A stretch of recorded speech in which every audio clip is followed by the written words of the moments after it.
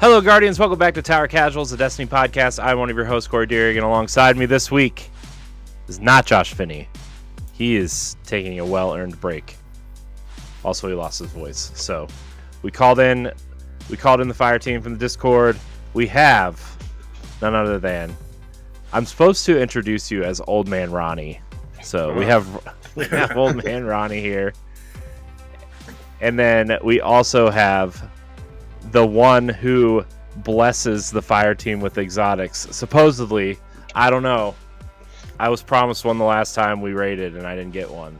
But Fox is also here. Hello there. Hello, guys. Hello. How is your week going? Is it every bit as good as mine? Is it going all right? Going great? Just how you expect it? It's been a week. It has indeed been a week. Yeah, no, I hear you. It's been an interesting one. My throat is sore also because for those who don't know, well, this is between work and my other podcast. This is my 12th podcast of the week. Oh my So god! it's like, oh my god, like oh my god, help me. But it's fine. You know, it's worth it. I think sometimes, most times. Oh man, Guardian Games, guys, it started. It has. Yeah. I haven't had time to play it. I know I haven't done any of it either. I've been so wrapped up in so many other things that Destiny has kind of been on the back burner, except for just like, oh, I'm gonna pop on and do my bounties real quick, and then I don't go to bed, I guess, because I have a long day tomorrow. But yeah, I don't know. I've never really gotten into Guardian games, though, to be fair. I got into it the first year it was out, like post Revelry. I was really into Revelry. I thought this shit was cool. But then Guardian Games came out. I was into it the first year, and then after it ended, I was like, that's it, because we were all like excited about this big. We were gonna get this huge statue, and it's like literally like half my size. But yeah. Well, it seems like everybody's doing the Titan thing this year. For Lance Reddick, so that's cool. It's good on them. Good on you them. know. Good on the community, I guess. So yeah, I don't know how much we'll talk about Guardian games tonight, but we'll definitely talk about it next week, I'm sure. But yeah, I mean, I want to get a pulse on the season so far, because you guys are, very active in the Discord and in the community. Are you guys still like grinding away every day? Are you playing every day? Are you playing other games? Are you doing other things? Like, what's the feel right now? If I have time, I'll grind out a little Destiny. I'll pop in and do some of my raids, what have you. This last like 2 weeks have been super busy, but I'm trying to get deep into Jedi Survivor. Kind of picking away at that slowly but surely. But other than that, I'm not really gaming too much. It's kind of slow spot in the season. So Yeah. What about you, Ronnie? I'm grinding every day. Or not grinding, but there's a couple of things I still need for the titles. So, and now with Guardian games, I do that when there is a quote unquote slow time. But right. Yeah, I mean, I'm kind of at the point where I'm like, I did the seasonal stuff.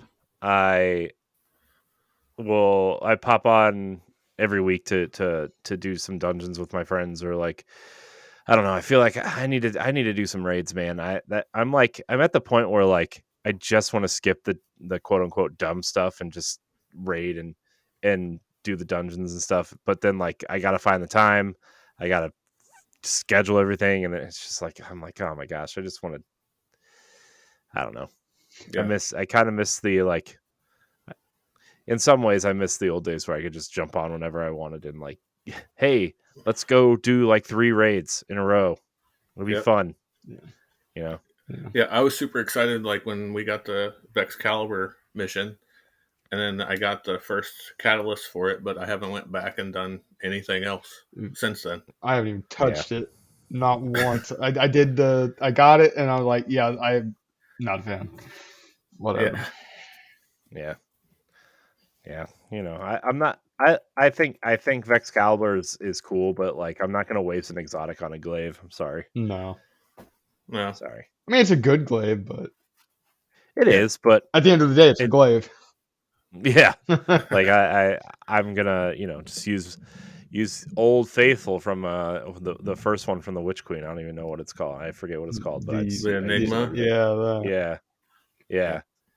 So or Judgment, I guess. So I feel like I don't know. I kind of feel like the stuff that's happening right now is not as exciting as it was at this point in the Witch Queen still, because I feel like a lot of people were excited during Season of the Risen going into Season of what was next. Haunted was next, right? Yeah. And I feel like a lot of people were still like playing a lot and grinding stuff out, whereas now it just feels like everybody's like, nah, I'm gonna tune out. I'm gonna go play other stuff. Like Gathalion even tweeted out today. He's like, yeah, I'm gonna wait till like the last couple weeks of the season and just do everything at once.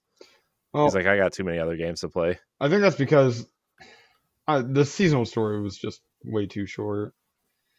IMO. Yeah. I mean, it was good, but it's just too short. No, Yeah. whatever. Yeah.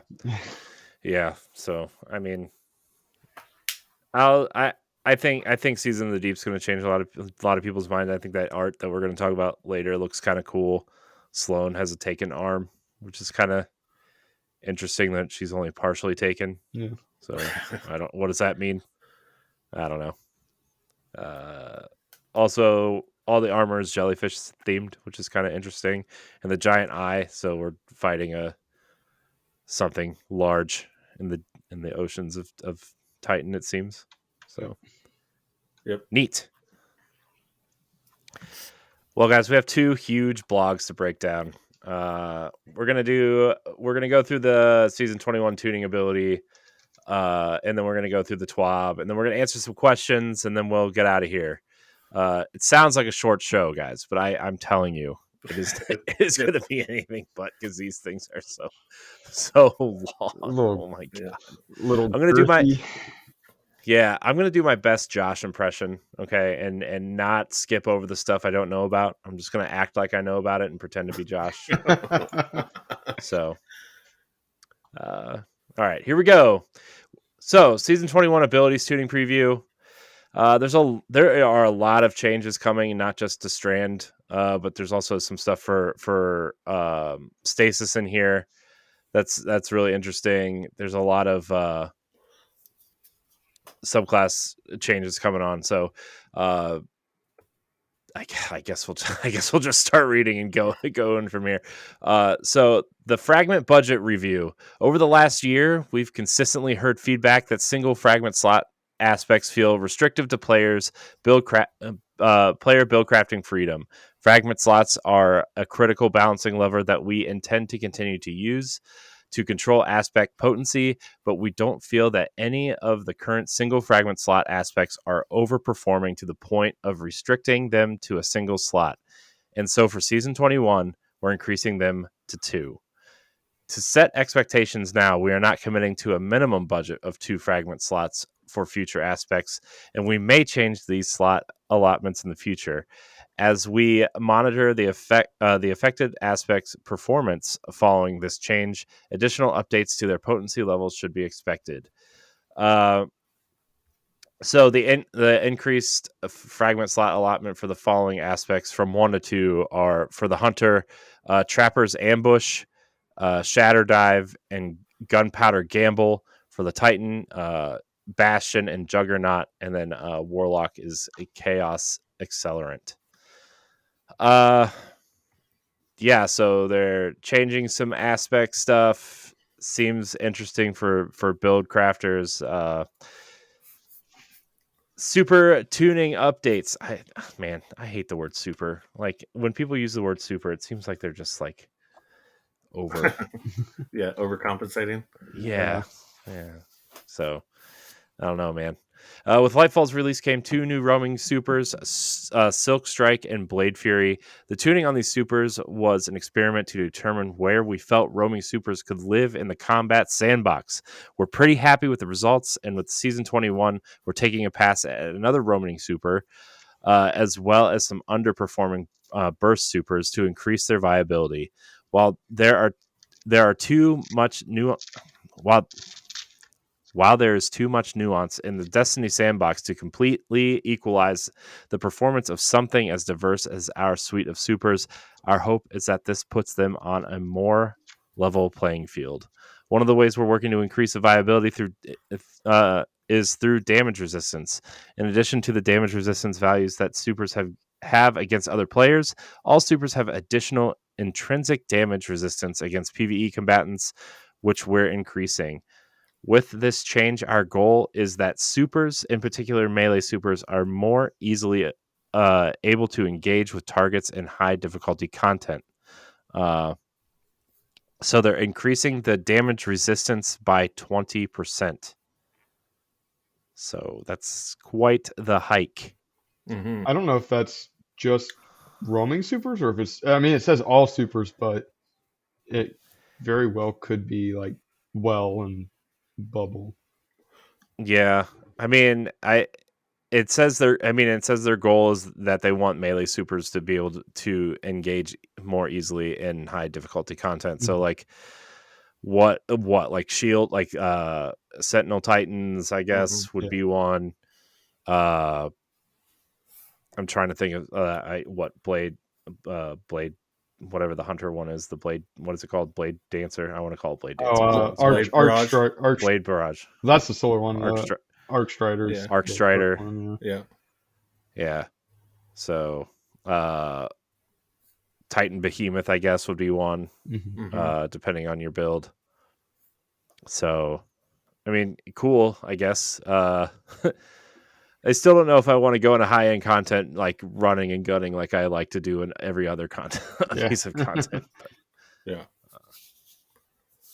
But yeah, in our initial subclass 3.0 conversation, we opted to not include subclass keyword integration, e.g., Jolt, Scorch, etc., into most supers. But now that the dust has settled, we are revisiting that idea. With Season 21, we are taking a pass at the roster and adding intrinsic keyword behaviors where their inclusion makes sense. Unlike existing interactions such as Arc Staff with Lethal Current or Sentinel Shield with Controlled Demolition, these will be baked into the super's base behavior. Let's go through the changes class by class. Hunters. We're gonna do hunters and then warlocks and then titans. It looks like, or titans and warlocks, I guess. Overall, we're happy with hunter supers. Where hunter supers sit in high level PVE gameplay. They offer strong burst damage and relative safety, and several already have keyword integration. However, there's still a few supers that are lagging behind the rest of the pack, and we'd like to address. Golden Gun and Arc Staff are slightly underperforming in their intended combat roles, so we're giving them a PvE damage bump that we think will make them more viable. Golden Gun, both Marksman and Deadshot, increased PvE damage by 20%, and Arc Staff is also increasing by 20%.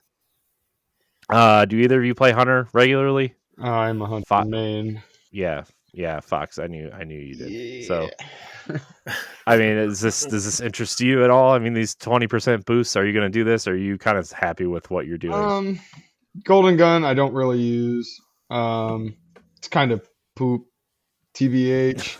I mean, 20% damage. That's kind of beefy. But I think the Arc Staff, it's underwhelming in PvE, so it's definitely going to be a good change. The only place I could see it being like somewhat useful in PvE is like for ad clear and raids. Like specifically, what I'm thinking right now is Queen's Walk in Last Witch. Like that's really the only place I think I've ever seen anyone ever use Arc Staff. Well, wait, is that if that's considering the like throwy one, whatever the hell it's called. Because considering that under arc staff, then that's like huge. Because that thing is already like super useful for boss damage as it is. Mm-hmm. Yeah. Yeah, I think excuse me. I think like you said, Golden Gun's kind of poopy. I always wonder why people use Golden Gun unless they have like Celestial Nighthawk on and you're fighting a boss for DPS. Like I never like but at that point I feel like you have to have another hunter that has a different subclass on Yeah. to even make it, viable at some point. So I don't know. But yeah, ad clearing for arc staff seems pretty useful in certain situations, I guess. Mm-hmm. Spectral Blades has historically been a significant underperformer, so we're taking a harder swing here and allowing its heavy attack to weaken targets on hit. We're also fixing a long-standing bug where at maximum attack speed, some attacks could fail to connect, which result in a significant amount of lost damage output. Spectral Blades is increasing their PvP damage by 35%. Did I ever say that right? PvE damage Yeah. by 35%. I thought I said PvP for a second. PvE damage by 35%. Heavy attack now weakens targets on hit. They fixed an issue causing some right-hand Spectral Blades attacks to fail to connect when attacking at maximum attack speed. It's because you prefer your left hand. That's why. Yeah. The stranger method. Hunters are left-handed. Confirmed. Yeah. Confirmed. Yeah. Confirmed. I'm left-handed. Really? Yeah. So, yeah. It's weird. It's fine. When building Gathering Storm for Arc 3.0, we intentionally required significantly higher player precision on the initial throw to separate its role in combat from Nova Bomb. But the current iteration too frequently fails to reward that precision in the Crucible, particularly in super versus super interactions. To address this, we're making targeted adjustments to the direct impact and delaying lightning strike damage to increase the payoff for direct landing the staff, or properly timing the lightning strike and increasing the damage Gathering Storm does against stationary defensive supers. Gathering Storm is the direct impact damage versus players increased from 200 to 300. Delaying lightning strike damage versus players increased from 300 to 500. Lingering lightning stick damage versus players increased from 40 to 60. And now it deals increased damage to Well of Radiance and Ward of Dawn. Yeah, because we need another reason for anybody to pop the bubble. Okay, Mm-hmm. cool. Thanks. So that's the hunter stat boosts. Fox, how do you feel about it? Are you feeling okay? You feeling good? You feel like hunters? You feel like you're not going to ditch your hunter now? Because I heard you're switching to Titan. That's what the Discord's saying. No. Ronnie, I bet you're spreading rumors about me. Anyway, probably. Spectral Blades, again, it's pretty poop. Yeah, I'm glad they're doing something about that. I've literally never seen anyone ever use Spectral Blades in anything outside of Crucible. So I don't know why they're changing it. Whatever. And still nobody's going to use it, but it happens. Yeah. And then Gathering Storm that was strictly like PvP changes. So. Right. I feel like sometimes they change. I feel like sometimes they change things just for the sake of changing them, so in the hopes that people will use them, and nobody's ever gonna. Yeah. No. Like throw it against the wall and see if it sticks. Yeah. No, it's not gonna happen. Yeah. Yeah. So. All right, we'll move on to Titans, the best class. On the whole, we believe Titan Supers are currently falling a bit short in high-level PvE. Thanks. didn't notice. To remedy this, we're increasing the PvE damage of several roaming supers across Arc, Solar, and Stasis. Great, because we need 3 roaming supers. Mm-hmm. Yeah. First of all, uh, while we increase Fists of Havoc's PvE damage in Lightfall, its performance in high difficulty content hasn't noticeably improved. So we're more holistically reevaluated its attack energy costs and are enabling its heavy attack to blind targets. So Fist of Havoc's light attack costs reduced from 8.5 to 6%. Heavy attacks cost reduced from 18 to 12%. Increase heavy attack PvE damage by 33%. Jeez.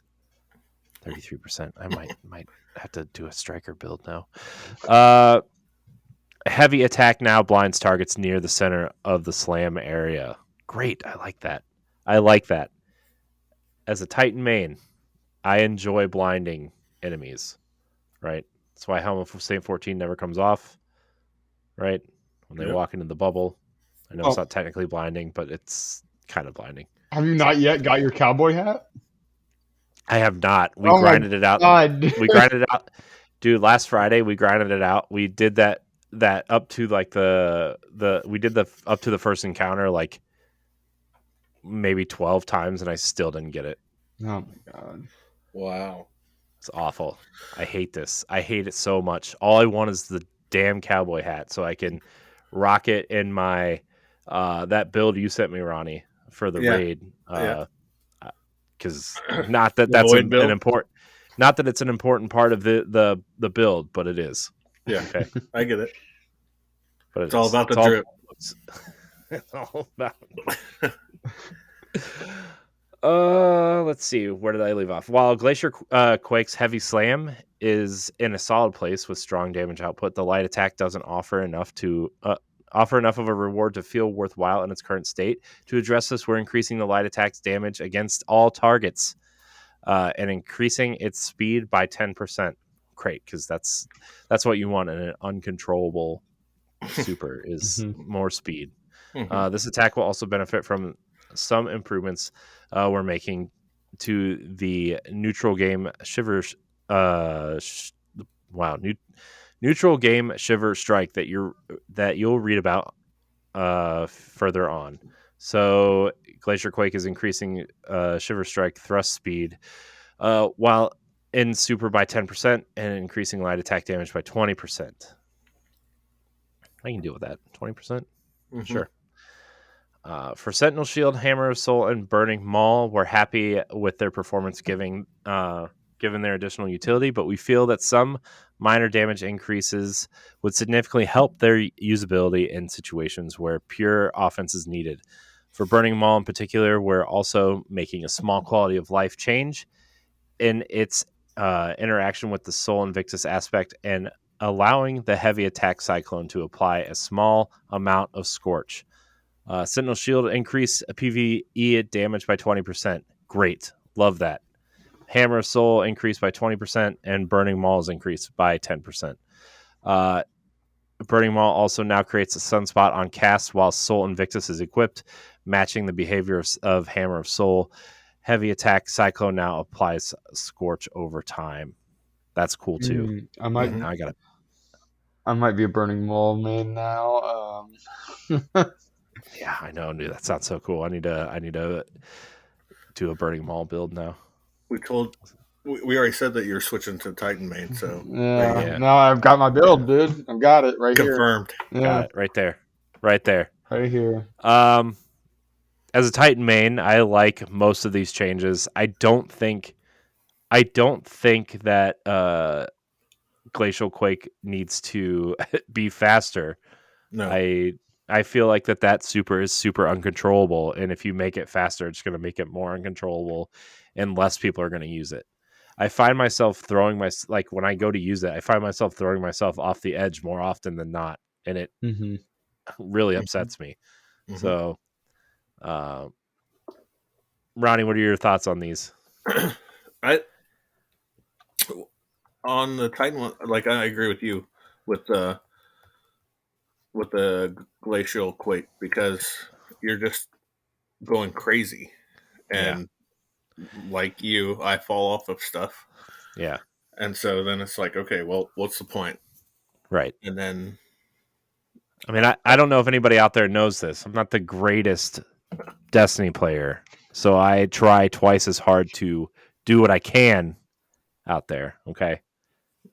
So, but yeah, anything you do to make me faster or, make me less controllable, then I am just gonna pass. yep. All right. Well, I guess we should talk about warlocks because some people play that class. Warlocks have generally strong neutral game abilities and are doing well within our expected performance band, but a number of their super options currently feel below the bar in high level content. With Season 21, we're addressing some of these outliers on the low end, focusing primarily on Stormcaller and Voidwalker, with a few quality of life fixes sprinkled throughout. For Voidwalker, we're increasing the PvE damage output of Nova Warp and both Nova Bomb variants and allowing Nova Warp to make targets volatile. Nova Warp increased PvE damage by 15%. A fully charged attack now makes enemies volatile on hit. That's cool. Nova Bomb's PvE damage increased by 20%. Ronnie, you're a Warlock main, right? I equally play all three, actually. So you're one of those people. Okay. yeah, I'm one of the weird people. Weird. Does this do anything for you? I mean, I like Void Warlocks when I do play a Warlock, which is rare these days, but I think these sound like interesting changes, especially the volatile on hit. Yeah, especially with the aspects that we had. Well, this doesn't go in until next season, but like with the seasonal artifacts with Void that we had, this would really be super. Yeah. But if we're not having it next season, then we'll see how that shakes out too. Yeah. I might play around with a Warlock and some strikes or something and play around with some of this. I think the volatile on hit thing really seems cool. It could pair with a couple other things too. Yeah. Yeah, that could really make it interesting. For Stormcaller, we don't believe either Stormtrance or Chaos Reach are excelling at their intended roles in the current landscape, so we're taking a pass at their PvE damage output and allowing them both access to the Jolt keyword. Stormtrance increasing PvE damage by 25%. Damage ramp while attacking now occurs more quickly, over 3 seconds, down from 5. And landfall detonation and Seekers now jolt targets. Chaos Reach increased PvE damage by 25%. Sustained damage on a single target now creates a jolting lightning strike at the target's location. Increased damage resistance versus players from 40 to 50%. Increased maximum strafe speed from 3.5 milliseconds to 4.5 milliseconds. And adjusted super camera to avoid the player's body blocking the view of the targets when strafing. So this is really interesting because this is exactly what the Arc Warlock needed. I'm not sold that it's enough because Arc Warlock's fun. Their supers were lacking. So I don't know if increased damage by 25% on both of them will make it viable to switch. I don't know, man. Chaos Reach, it was pretty banging. It was so banging that they had to nerf it. But now 25%, that's kind of hefty. I don't know. We'll have to play around with it and see what it's going to do. I think it's definitely going to be used for probably some good damage strats on the new dungeon. Well, I was going to talk about it when we're done here, but go for it. Because I have overall abilities comment. So. Oh no, go. I said what I needed to say. I think Chaos Reach is going to be great. Do you want me just to finish up the Warlock part here real quick, and then we can kind of go over? Yeah. All right. So while we're happy with Winter's Wrath excelling as crowd control tool, we're giving it a small damage boost in PvE to increase its usability in situations like boss damage phases. Winter's Wrath increased PvE damage by 10%. And finally, we're making some small adjustments to the daybreak camera to make it easier to locate targets in the heat of combat. Adjusted super camera to allow the player to look down further and avoid visual effects blocking view of targets when moving quickly. I think anytime you make the player feel more powerful and allow them to have an easier time feeling powerful, I think a lot of these changes are for the better. I think that the PvE stuff, like if you want to balance stuff for PvP, again, armchair game developer here, right? File save as PvE versus PvP, right? But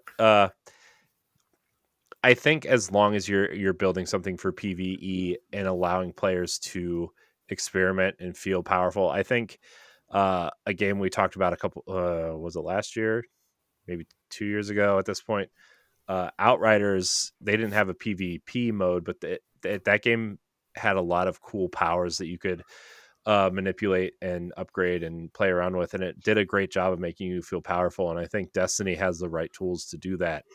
I think they've been so focused on, at least at one point, trying to balance this entire game for PvE and PvP that, like, I think maybe sometimes they miss the point on what feels good when you're playing the game. And I think a lot of these changes are good. I know, Ronnie, you said you had some things to say overall. No, I agree. I think overall, but I think it's trying to get the supers back to the higher end PvE part, because like besides well and tether, like in raids or dungeons or whatever, then you really don't see any since Arc 3.0 when everybody was thunder striking everything. Yeah. Fox, you So have I any think thoughts? Oh, sorry, Ronnie. No, I was just saying. So I think it's a good volley to try to get that equal back instead of just high DPS weapons. Yeah.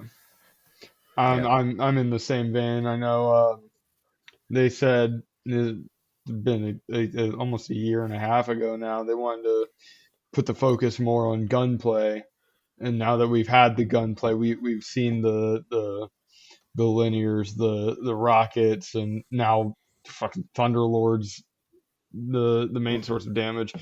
We need to start seeing the supers fall in line with all of these guns that are being brought into the spotlight. Yeah, no, I agree. I think these are good changes. I think pairing some of these with some of the weapon changes that they're eventually going to do will probably make some of these better. Some of the what? Why? Okay, sorry, my phone buzzed and it bothers me. I'm gonna put it over here so we're not interrupted. All right. Yeah. Okay. So we're gonna move on to Strand tuning updates. They're tuning a lot of Strand. Let's talk about Strand, our newest damage type. Did you guys know that Strand was their newest damage type? Weird. Whoa. I know. I didn't know. Neat, bro. Oh man, sometimes we're still in the process of evaluating Strand's performance in the live game, and we expect that performance to continue to shift over the course of this year with new aspects. As new aspects are added for each class. For now, we're making some adjustments to base cooldown times and targeted improvements to pain points that we've observed since Lightfall's launched. I read it as pinpoints first. I was like, man. Hunters, yeah. Look, pain point is not exactly something I say often, so throw me off. Reading is hard, guys. Okay, as you get older, your eyesight starts to go first. Okay. For the hunters, threaded spike. Increase projectile travel range before beginning to return to the player by 30%. Damage increase in PvE combatants by about 55%. Jeez, 55%. Jesus. Was it that bad that they had to increase it by that much? No, it was ridiculous. Oh, well, Oh wait, no, is Uh, this is the throwing thing? Okay, yeah, never This Yeah, mind. is this is the Yeah, throwing thing. it was poop. It was worse. It was awful. It was terrible. Yeah, it needed uh, that. man, that's a great shirt idea though. It was poop, and It it's was There it just poop. is. like some poop with some strand elements going on it. Slightly reduced speed of the dart as it returns to the player to make catching it easier. Increase energy gain for catching the dart based on the number of enemies hit. Now pierces Cabal phalanx shields and no longer prioritizes the catch action over the grapple melee, and an enemy target is within grapple melee range. Those all sound like good changes for hunters, I think. Yes, very good. So Especially yeah, the Cabal phalanx and the increased damage. yeah. Range was pretty good on it already, but I mean, 30%. I'm not gonna say no. Yeah, I would say anything over like 10%, I'd be like, yeah, sure, give me Yep. more power, I guess. Yeah. Uh, Titan seems to be getting the least amount of changes here. Frenzied Blade decreased cooldown based on how many melee charges the player has stored. At 0 charges, cooldown reduced by 15%. At 2 charges, cooldown reduced by 30%. Okay, that's cool, I Mhm. guess. I don't know. I think the cooldown on the Titan melee has been, as Fox would say, poop. Poop. And I would like to charge faster, so that's good. That I think that helps also help me spec things in different areas too. Because Mhm. when I run Strand, I've been specking into melee, so it charges faster. Because it angers me that it's not fast enough, and that's just wasting resources and armor pieces. To be honest, armor slot stuff. I didn't So, find it all that slow. Like well, it seemed well, to. here's the thing. All my armor is tuned for my bubble titan and my sentinel titan, and so my melee is like 0. It's literally, I think my melee right now is literally at like 12 or 15. It's so bad. Well, It's so, Corey, you know we can save loadouts in game now, right? I know, but Okay. I haven't saved a strand one because I don't use strand unless I have to. Agreed. So I've stuck to the bubble. I don't know. I just do what I'm comfortable with. You know what I mean?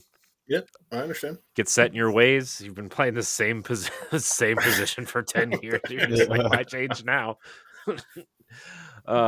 Warlocks. Arcane Needle. Decreased cooldown based on how many melee charges the player has stored. At 0 charges, cooldown reduced by 15%, and at 2 charges, cooldown reduced by 30%. Increased projectile speed based on the projectile's flight time. Initial velocity to 40 meters per second, up from 30. And final velocity increased to 70 meters per second, up from 60. And increased projectile tracking strength by about 10%. Cool. That's fair. Yeah. Grappling. Grapple reduced base cooldown from 105 seconds to 82 seconds. Thank God. Yes, thankful.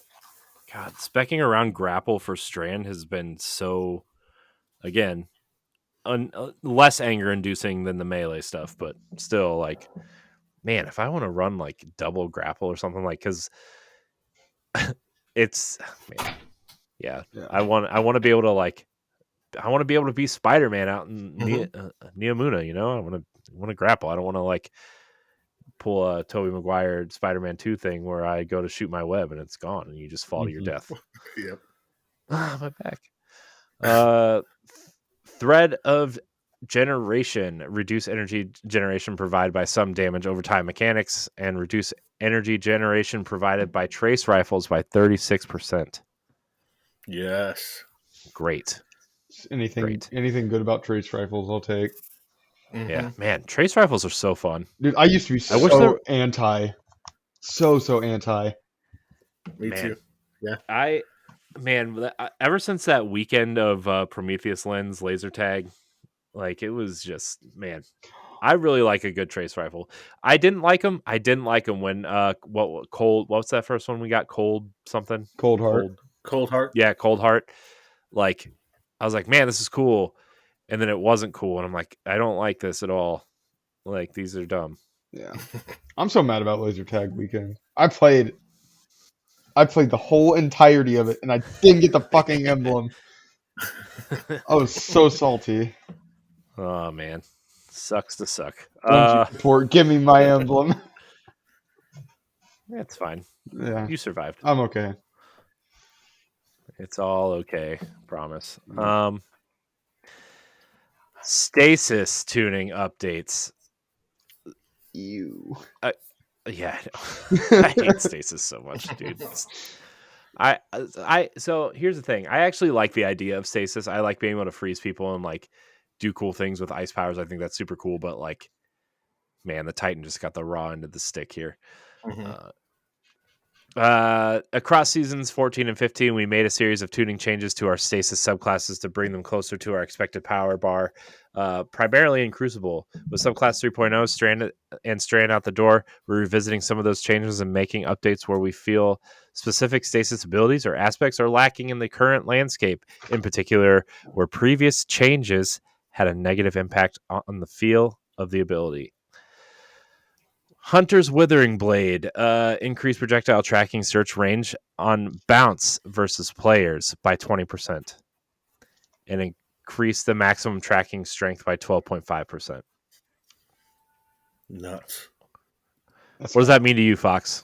Because I again, as somebody who doesn't even have a hunter created, what? I don't know what Conversation for a different day. I mean, you know how the tracking on this is. Yeah, Like, the tracking's it's stupid. Yeah, it's stupid. But let's make it stronger. I'm okay with that. You know, I'm sure as a hunter that you may use this at some point. I hate stasis, but I may use it. Man, I hate tracking stuff. The only thing that's worth having tracking on is Gallarhorn.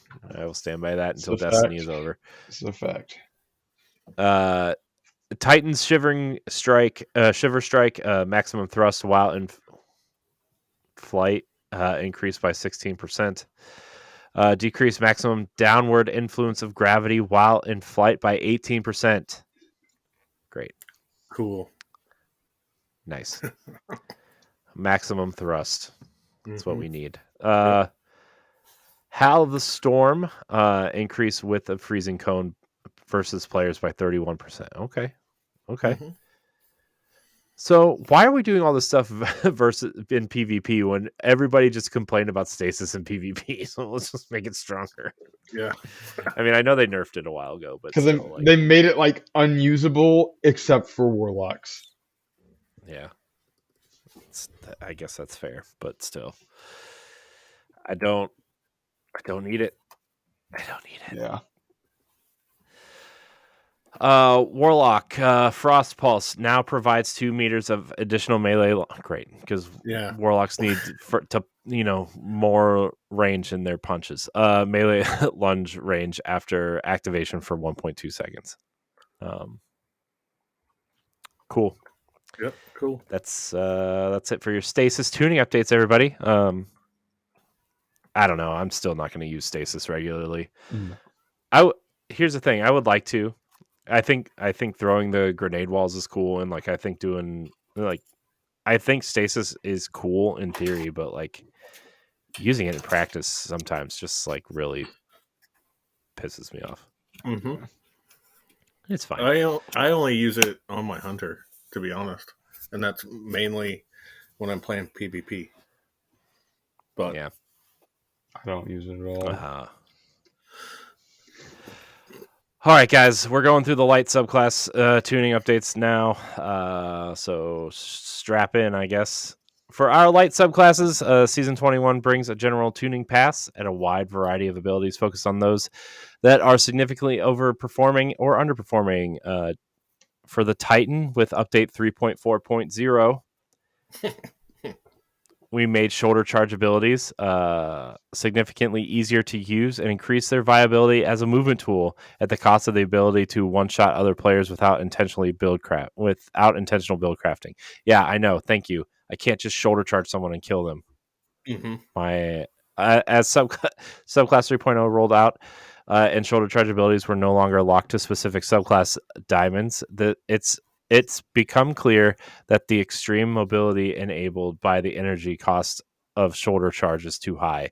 While we're comfortable with players having strong movement capabilities at their disposal, these abilities should have a meaningful trade-off for their use and shouldn't be always on. Yes, they should. Mm-hmm. Stop taking my things away from me. To that end, we're adding a small melee charge cost to shoulder charge abilities on activation, regardless of whether a target was hit. Come on. Really? Yep. Bad day to be a Titan, bro. Mm-hmm. Gosh, come on. Seismic Shield Strike, Shield Bash, and Hammer Strike now cost 15% melee energy on activation. Base cooldowns are now standardized at 91 seconds, previously ranged at 101 to 114 seconds. Based on your strength stat, the effective cooldown on shoulder charges as a movement tool will range from around 17 seconds at 0 strength and down around 7 seconds at 100 strength. Great, thanks. In Season 21, we're also making some adjustments to knockout, shield throw, throwing hammer, and sunspots. Knockout currently offers a large number of easy-to-activate powerful effects, the most prominent in which is a long-duration melee lunge bonus, which has proven to be extremely difficult to combat as a potential target. To bring this aspect's potency closer in line with that of its peers, we're reducing the melee lunge bonus it provides from 2 meters to 1 meter. Great, thanks. To offset this change in PvE, we're also increasing its uncharged melee damage bonus in PvE targets from 60% to 100%. Lunge range reduced to 6.5 to 5.5 meters. Uncharged melee PvE damage increased 60 to 100. For shield throwing and throwing hammer, we're making a few improvements to their usability. Shield throw increased base impact damage from 60 to 70. Okay, I'll take increase on shield bash. Increased consistency of finding and adjusting initial trajectory towards a new target after a bounce. And throwing hammer now adjusts its initial flight trajectory based on your aim assist target.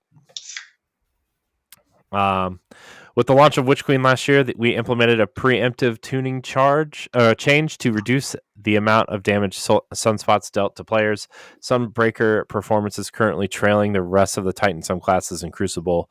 So with Season 21, we're walking that change back slightly to make sunspots a safer haven for Sunbreakers and their allies. That's awesome. Great. Mm-hmm. Thank you. And better at encouraging enemies to keep their distance. Soul Invictus increases damage dealt by sunspots to enemy players per tick from 17 to 22. Great. All for that. I love some of these changes. I don't like the shield or the shoulder charge changes, but that's just a fart in the wind at this point. These are great changes for Titans. I do think the shield throw stuff and the hammer throwing and the Soul Invictus stuff that's great. Yeah, great change. Yeah, applied with the hammer of soul stuff. Yeah, also. Yeah, Solar Titan is Good stuff. definitely back on the menu. Yeah, back on the menu, boys. Back on the menu. Back on the menu. Hunters. For Hunters, we're making a series of targeted changes to Night Stalker and Gunslinger melee abilities. For Night Stalkers, we're increasing the snare bomb's effectiveness as a debuffing tool to help enable more offensive playstyles and furthering their ability to support their allies. So snare bomb increased PvE weaken duration on detonation from 4 seconds to 8 seconds. Is that good? Is that good for you, Fox? It's pretty good. I mean, I don't really use it in PvE at all, basically. Yeah. I mean, I probably should now. 8 seconds is a good bit of time. I know Wilder Flight, the GL from Spire has like it's called disorienting, whatever. Now it's basically the same thing, but blinding on just grenade launchers in general. Disorienting is crazy good, so I'm sure this will be great. And then the weekend added on top of that is just massive. I mean, weekend doesn't apply that much, but it applies. Yeah. Let's see where we at for gunslingers. Proximity, explosive knife, and weighted throwing knife have dominated the performance charts, with a lightweight knife struggling to land in its intended role as an easy-to-use melee option. To bring these back into expected power band, we're shifting the damage output of proximity explosive knife slightly further towards the direct impacts, reducing the ease of use of weighted throwing knife for mouse and keyboard inputs, especially for very close range, and making lightweight knife easier to use for a broader range of player skills. Proximity explosive knife detonation damage versus players reduced from 105 to 90. Impact damage versus players increased from 14 to 20. Weighted throwing knife on mouse and keyboard reduced minimum tracking shape by 25% and maximum tracking shape by 10%. The shape grows over 0.5 seconds after the projectile is thrown.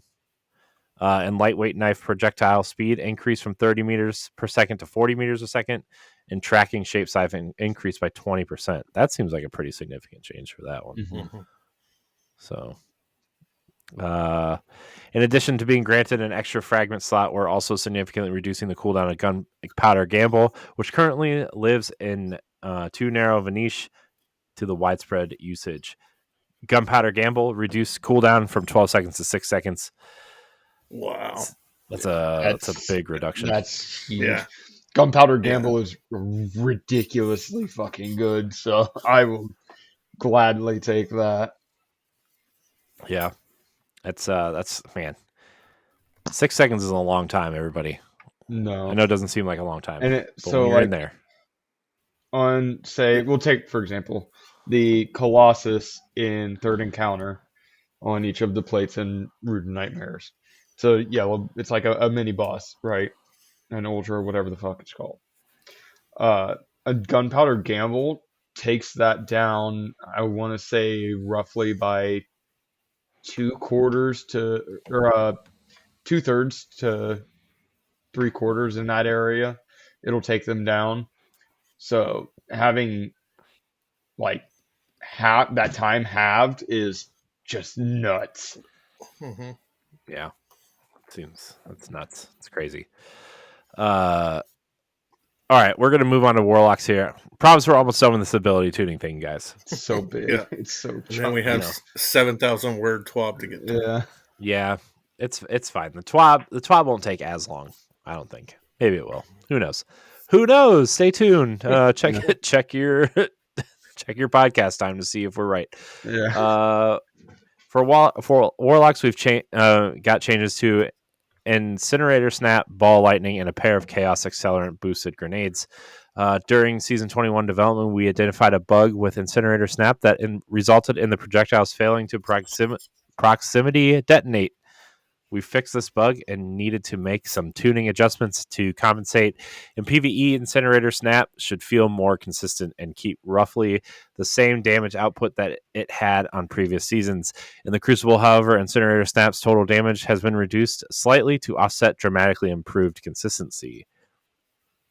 So they fixed the issue preventing the secondary projectile aiming shape from activating, and total damage versus players reduced from 150 to 135 to compensate for dramatically increased consistency.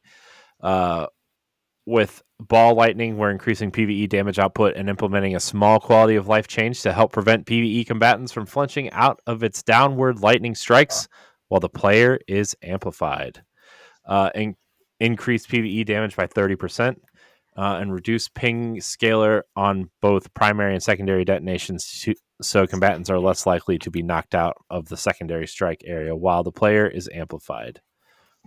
Seems like a decent change. with the launch of season 16, we made some tuning changes to charged scatter grenades to improve their consistency. While these changes helped, there are still too many instances of sub munitions detonating before reaching their target for our comfort. So we're increasing their lifetime and tracking ability.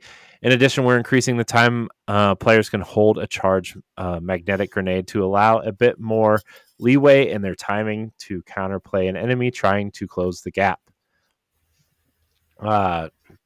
So in Chaos Accelerant, Scatter Grenade increased tracking consistency of charged scatter grenades sub-munitions, increased sub-munition aiming duration, and fixed the bug where sub-munitions were impacting the ground on creation in some situations, resulting in early detonation. The magnetic grenades increased charged hold time from 3.2 to 4.5 seconds. Let's talk about Lightning Surge. We've identified a bug allowing Lightning Surge to effectively one-shot an enemy player in the Crucible if activated near a wall or other surface. We're fixing the bug and making some updates to Lightning Surge to provide a more consistent experience for both attacker and target. So they fixed the issue to deal more instances on secondary strike damage than intended. Now targets can take a maximum of 2 instances of damage from a single activation of the ability. 1 from the primary lightning strike around the player, and 1 from a secondary lightning strike. This change necessitated some changes to damage values, but in general, its damage output should be significantly more consistent and slightly higher than the intended value previously, but without the ability to one-shot a single enemy guardian from full health. These seem like pretty decent changes for the Warlock stuff. Yeah, seems like it. Yeah. So, great. Like, I don't ever use magnetic grenades anyway, so. Yeah. Yeah. So, I mean, I don't, good. I'm glad Andre and Nerd can play their Warlocks and be happy with this. That's what I have to say. Well, Andre anyways. Yeah. Andre. Anyways, subclass keyword tuning updates. We love you, Andre. We're just messing with you. With Season 21, we're also making changes to a handful of subclass keywords for our Arc and Solar subclasses. This is the last part, guys, by the way, for this blog. We're almost there. We're almost there, everybody. Almost there. Today, we're talking about Scorch, Jolt, and Speed Booster. The damage and duration of Scorch is highly variable depending on how many stacks are applied from the given source. While that variability is intentional, the delta in value between low and high stack amounts to is a little too high for our liking, so we're slightly increasing the duration before Scorch stacks begin dropping off of a target to give low stack amounts slightly more value. So increase stun time before stacks begin falling off from 1.5 to 2.3 seconds on players, and 3 seconds to 4.5 on PvE combatants. Man, a full second and a half. That's pretty good. I'm okay with that. Yep. Since its introduction with Arc 3.0, Jolt has performed very well in its role of making beefy targets into miniature Tesla coils. But in its current state, its damage output is too similar to Ignition's, but at a significantly lower cost, so we're making a small reduction in its potency. Jolt also has an intrinsic damage bonus against major combatants, which we're reducing slightly, making Jolt damage more consistent across all target types. So reduce base PvE damage by 15%. Reduce additional damage scalar versus major combatants in PvE by 20%. So for you people who like Jolt, sorry. With Speed Booster, we're making a handful of quality of life improvement. Specifically, we're making its activation time slightly shorter while increasing its linger time after stopping a sprint to make maintaining an active speed booster more achievable in combat. or also slightly reducing an additional jump acceleration it provides. So, bonus jump acceleration scale reduced from 1.5 to 1.25. Now activates while sprinting after 2.5 seconds, down from 3 seconds. Now lingers while the player is not sprinting for 2 seconds, up from 1.5. And fixed a bug where if the player was already sprinting and then became amplified, speed booster would not be granted. So that's it. That's all of your ability updates, everybody. For Man. now. Yay. Not too much. Until you guys have to go over what they're changing post patch notes at. I know. I know. Give it 6 weeks. Josh and I will be back in here complaining about something, I'm sure. But in all honesty, I mean, how do you guys feel about these changes overall? I mean, are you happy with them? Are there ones that you think are like, man, this sucks? As far as sucking, really the only thing I feel bad about is the Titan shoulder charge. That's really the only super bad thing I'm seeing. Everything else is pretty freaking balanced. Yeah, that shoulder charge. I mean, they already nerfed it into the ground. Why you're just look, man, you're just pressing the knife further into the wound. Okay, it's just not, But hey, who am I to say? Not only that, with Strand, we'll give everybody shoulder charge. Yeah. It's true, I guess. I guess that's fair. So now we're strapping everybody. We're going into the TWAB. We're going to talk about of the week. Yeah, second TWAB of the week. You're right, it's so man. long. I know, man. Like, gosh, spread this shit out, man. I mean, I guess technically they did over 2 days, but that doesn't. I don't have time to do 3 tower casuals in a week, guys. Come on, Bungie. Come on. We're friends, right? Come on, help me out here. I'm not leaking any of your crap. Okay, just let me know. Just help me out here. Too soon. All right. Too soon. So, no, not really. So we're gonna hit on Guardian games, and we're gonna dive deep into Season of the Deep, I guess. And then there's a few other things we can talk about going in here. There's some economy changes. So yeah, a lot of the stuff in here is actually like just shorter versions of what we just read, actually. So yep.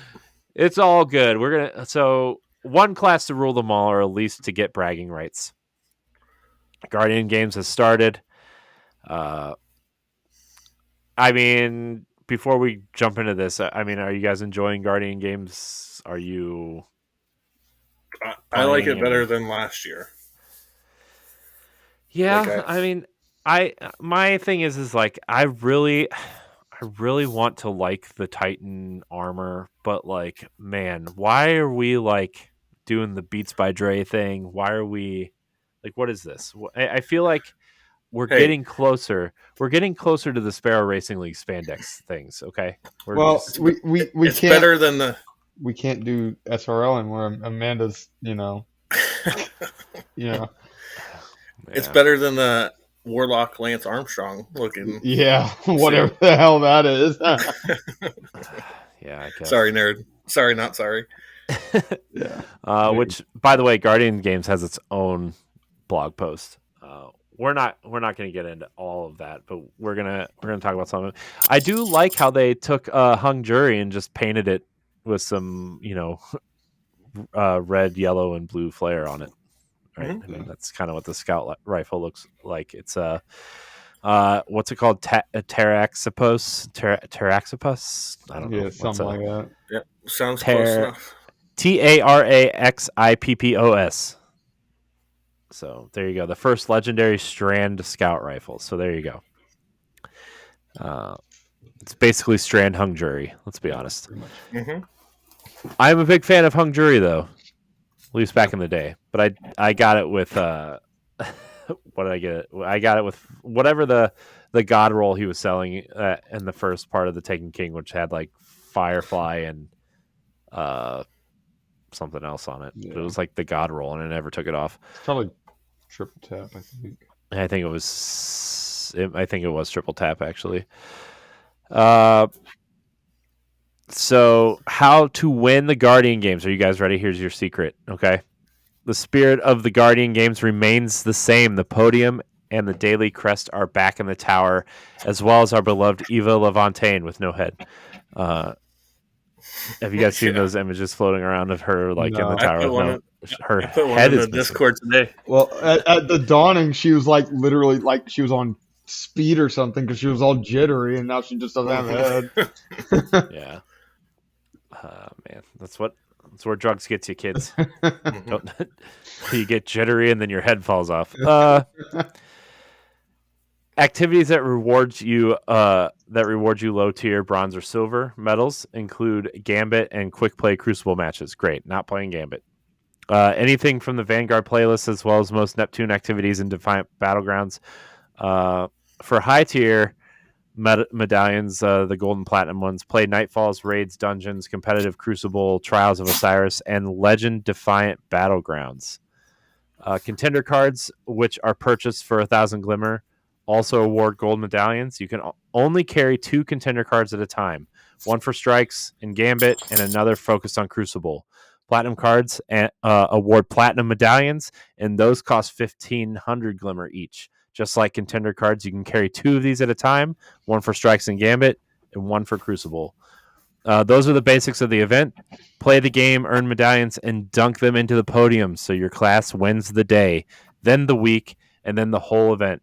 Of course, you will have a chance to earn 2 Guardian Games weapons while doing all that, either when turning in medallions or when completing activities in the events. The title Void SMG is back with new perks, like the fan favorite Repulsor Brace.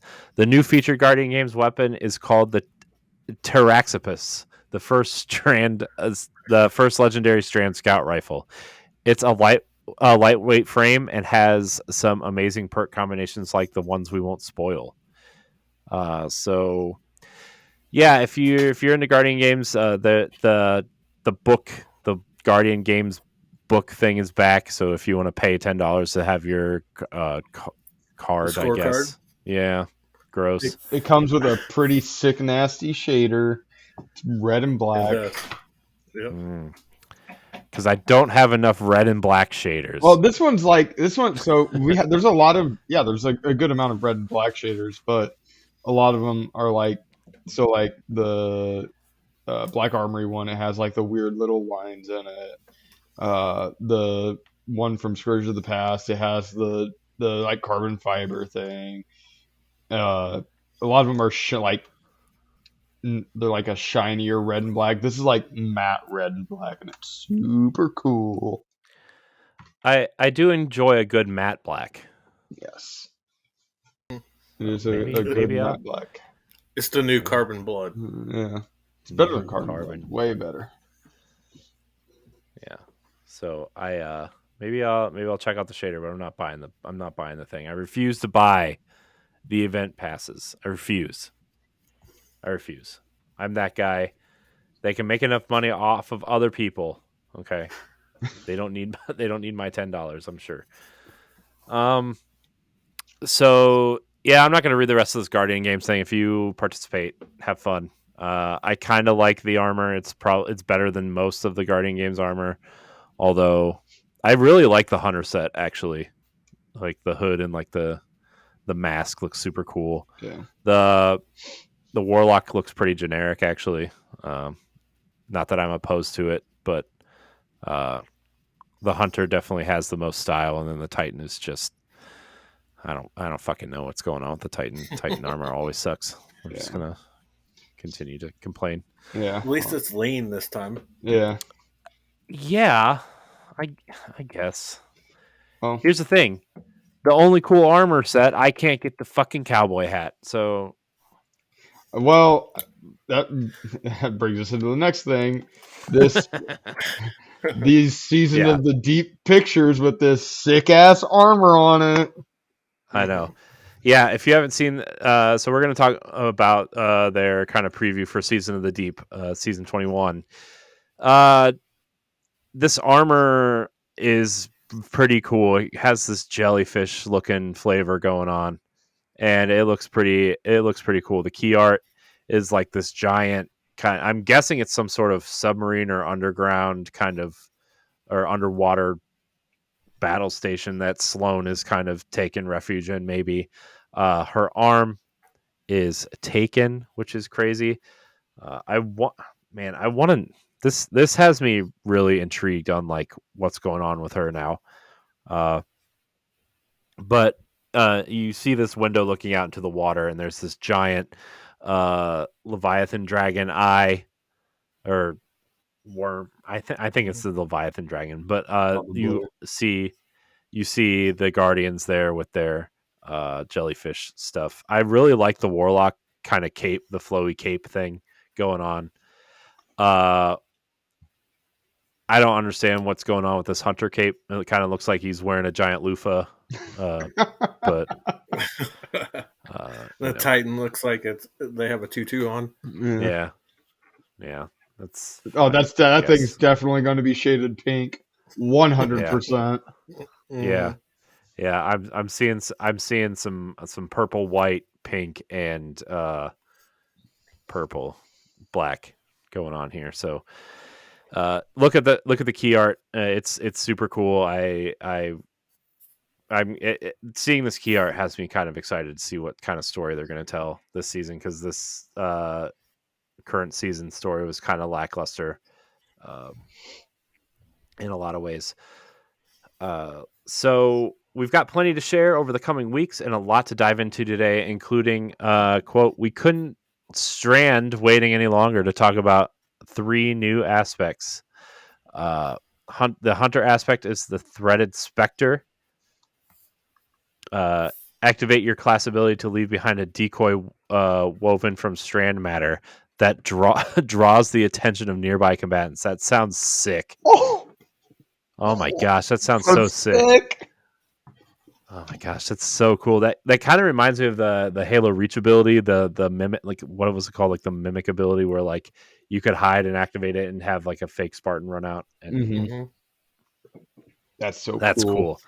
That's a cool. That's going to be used in PvP for sure. After taking significant damage or when combatants approach, the decoy detonates, dealing damage and releasing the threadlings that seek out and attack nearby foes. What Oh my the god, dude. fuck? That's so cool. Oh shit. Do I have to make a hunter? Jesus Dude, Christ. that's so cool. That's cool. Pesky Cabal gunfire have you pinned down? Need a quick distraction so you can revive a teammate? Have you ever thought about what a bunch of threadlings in a trench coat looks like? The new threaded specter aspect for the hunter thread runner might just be what you're looking for. When players activate their dodge, they leave behind a decoy woven from strand matter that draws the attention of enemies on the battlefield. Enemies will shoot at this threaded specter until it is destroyed or expires, giving the hunter and their fire team enough time to get to safety. When destroyed, the threaded specter explodes into 2 threadlings. The threaded specter gives hunter players access to threading generation and a new way to control the battlefield. This sounds awesome. I'm so excited. Oh my god. This is the first time I saw this, and now I'm like, good thing That's I'm cool. strand, man. I'm so happy right now. Oh my god. Yeah. I bet. I mean, I can hear Josh freaking out about this too. This sounds super cool. Uh, the Titan aspect is called Fletchet Storm. While sliding, activate your charged melee ability to leap into the air, knocking nearby targets away and dealing damage. While airborne, activate your charged melee again to launch a cluster of damaging, unraveling projectiles. Repeatedly activating melee will chain additional throws. That sounds okay. Definitely not as cool as the Hunter one. Mhm.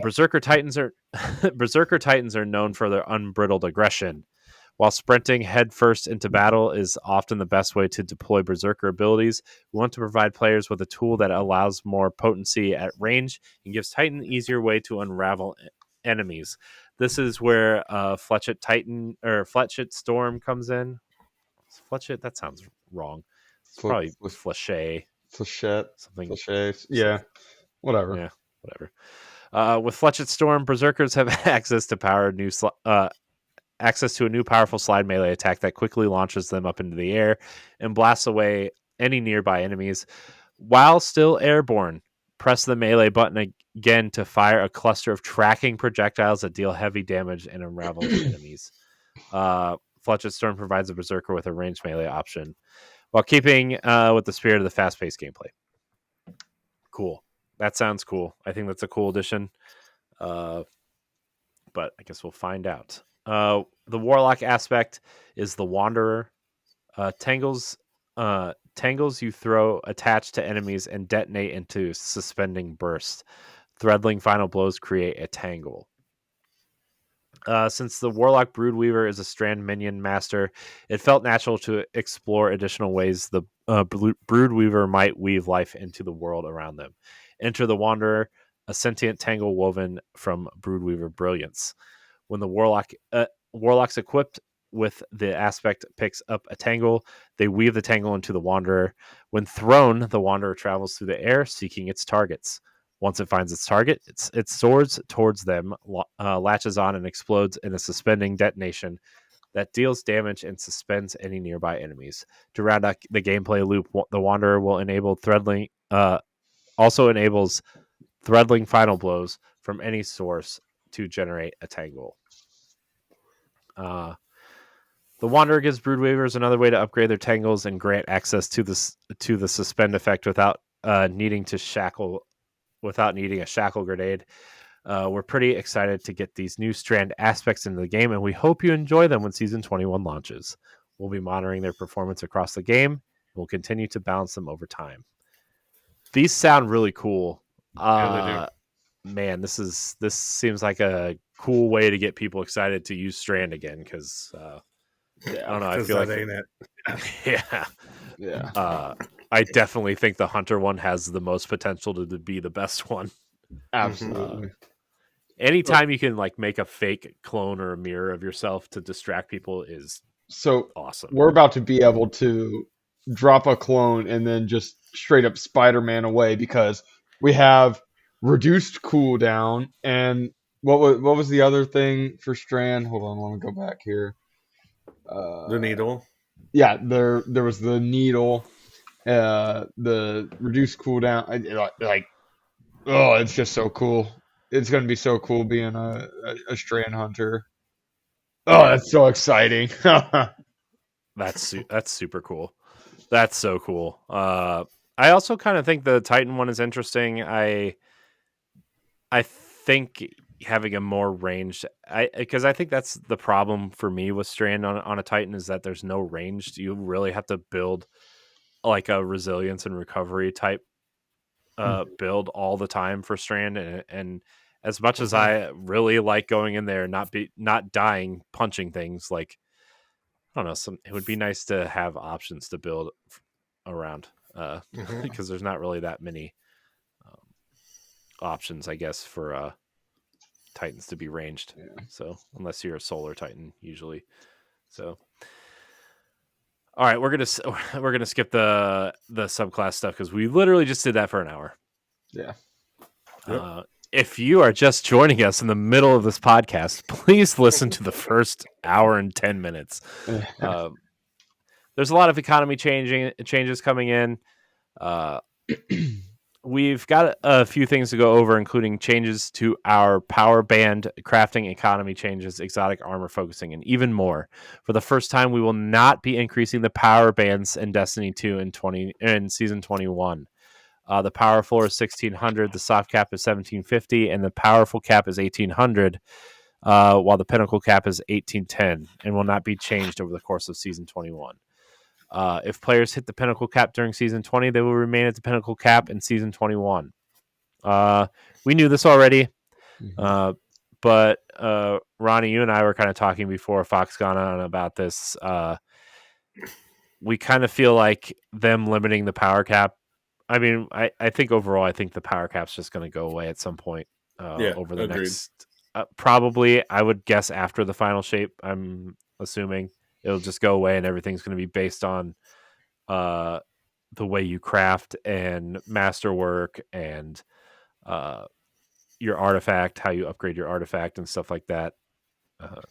Because I think the power cap is just it's kind of like, remember when you used to have the player level and then the power level, and like it would literally block you from using certain things because you weren't high enough level. I think the power cap is hitting that Yeah. aspect again now, with that, especially with the addition of the artifacts and crafting and masterworking stuff. So I think the power cap is actually going to go away at the end of this saga, I guess you would call it.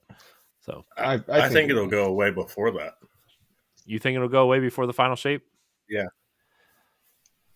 Maybe there's a story reason, a lore reason that the power cap just goes away. Well, I think it's cool. I mean, like, yeah, great. You're stopping the need for higher power or get rid of it, whatever. But at the end of the day, you're getting rid of something that people will grind the game for. So hopefully they're able to make up in content what they're getting rid of the grind for. So yeah. That's what we let's were hope talking it's about for the too. better. Yeah, we were talking about that too. Yeah. It's like, so like I see it from a business standpoint where anybody can just come in and play randomly, but like that kind of is good, but it also sucks for us that doesn't. Yeah. I mean, I think they are having a very difficult time getting new players in, right? I think that's the big concern for Destiny as we approach the end here, right? Is like, okay, everybody's talking about how the story just advances and advances and advances, right? And like you can't play some of the, like the beginning of Destiny 2, right? So like you're kind of jumping in the middle anyways, and then you're missing the seasonal story, and they're kind of band-aiding that with their seasonal archive stuff on YouTube, right? But like at the end of the day, the new player experience in Destiny is terrible. And trying to jump in now is probably not the best idea. And so I think you're going to see an influx of new players when whatever happens after the final shape comes in, but you still need to draw people in before then too. So I don't know. It's tough, I guess, but I mean, we could probably talk about that issue all night. Yeah. But I don't want to. I want to talk about exotic armor focusing and decryption, guys. We touched on this in the past, but it's worth repeating regarding exotic armor focusing and decryption coming to Rahul at the start of the season 21. Standard decryption allows players to decrypt engrams for free. Great. Didn't want to have to pay for that.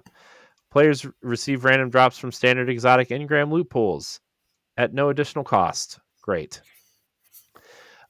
So here's where it starts costing a little bit of resources here. So at tier 1,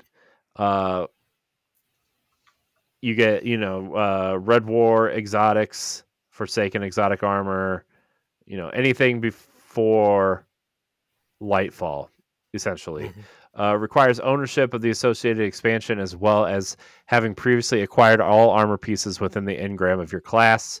It'll cost 1 exotic engram, 1 Ascendant Shard, and 30,000 Glimmer. So if you're looking for those exotics, random roll exotics, there you go. Interesting. Tier 2, focus specific armor, exotic armor for a high cost. Requires ownership of the associated expansion, as well as having previously acquired the piece of armor. And it requires 1 exotic engram, 60,000 Glimmer, 3 Ascendant Shards, and 1 exotic Cipher. Yep. So essentially almost what it costs to masterwork it.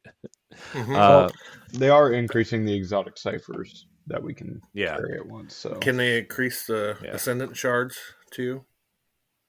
I think they are. I don't remember. Because if I can only hold 10 and the mailbox can only hold however 10 too. Yeah. Just think about it. You're spending 3. And then you're spending 3 more to get it masterwork. So there's 6. Yeah. That sucks. Yeah. Yeah. Give us more stuff. Give us Yeah, more opportunity to get it get Yeah. them. Yeah, that kind of sucks, doesn't it? Yeah, I think I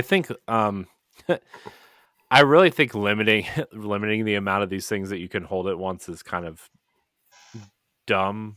I don't know if that's like I don't know how much that like affects like how they program the game or whatever, or if like even if PlayStation 4 and Xbox One are holding these things back too. Like I don't know if any of that has anything to do with it, but I think they need to like, hey, if I want to hold 1,000 golf balls, I can hold 1,000 golf balls, right? So Right. Mhm. it's my opinion. Also, the postmaster should hold every engram you can't carry, or Mm-hmm. any there shouldn't be a limit on postmaster. There shouldn't be a limit on, your. I still think they need to increase the vault space too, but And keep in mind also, this is spending all of that in a chance for a better roll. Like it's going to be yeah, a better roll, but I know, it might not be the roll that you want. I know, I know. That's the thing too. Gross. Yeah. Uh, we've also taken a pass at the exotic armor stat packages, so your exotics should roll consistently higher stats with more frequent individual stat spikes starting at season 21. That's great. Lastly, since we are not raising the pinnacle cap in season 21, we need to the need for many pinnacle legendary rewards has dropped significantly. To help make playing in our evergreen ritual playlist more worthwhile, we are changing the rewards from basic complete activity challenges to a focusable, powerful exotic engram. This gives most players three to nine free, achievable, and deterministic weekly exotic engrams ready for focusing. I like that. Yeah. If you have the golf balls. Yeah. Yeah. Yeah. Yeah. But yes, you'll be losing some pinnacle drops, so reaching the pinnacle cap will be a bit slower for everyone. We are hoping the need for the less pinnacle drops continues in future seasons, but we will be looking for feedback and analytics and are ready to adjust as necessary. Other sources of focusable exotic engrams are random world drops, season pass paid and free tracks, 6 on the paid track and 2 for the per free, 2 free per season, vendor reputation tracks, and you can expect additional focusable exotic engram sources in future seasons. Deep site activation and crafting economy changes. Holy cow. Man, we are 1/3 of the way through the TWAB, everybody. Deep site activation and crafting economy changes. In season 21, we will be adding the ability to effectively activate deep site on weapon instances to obtain pattern progress. This capability will be accessible through a new mod slot in the weapon details screen for eligible weapons. To perform a deep site activation on a weapon, you will need a new deep site harmonizer currency. Great, more currency. Mm-hmm. We're getting rid of Non-raid currency. weapon. Non-raid. Non-raid weapons will cost 1 harmonizer, while raid weapons will require 15 spoils of conquest in additional to 1 harmonizer. Great. Fox's face is so funny. It's This is ridiculous. it's like the Thanos situation in spoilers for Endgame. If you somehow still have not remained, whatever. Anyway, he's using the stones to like. Oh my god, we're using currency to get rid of currency. I don't get it. Right. This fucking game. Right. Oh my gosh. This game. Anyways, this is We live in a society. do we? I don't know if we do. The deep site harmonizer currency can be obtained from season pass rank rewards, 3 in the first 3 ranks and another 3 in the paid. This will be the sole source of this currency for the initial rollout of the future. Additionally, only 1 harmonizer can be stored in the inventory at one time. And the currency does not stack. Of course, you can only carry 1. Why wouldn't you be able to carry more? Oh They'll my change gosh, it. Destiny. What are you doing? Not all weapon instances will be compatible with deep sight activation. Of course not.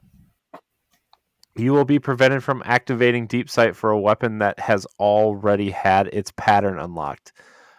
Well, why would you want to put it in there in the first place? Right. Oh my gosh.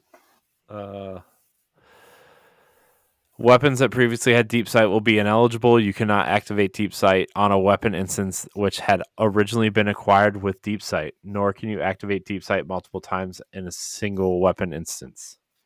Of course not. Cool. Let's see.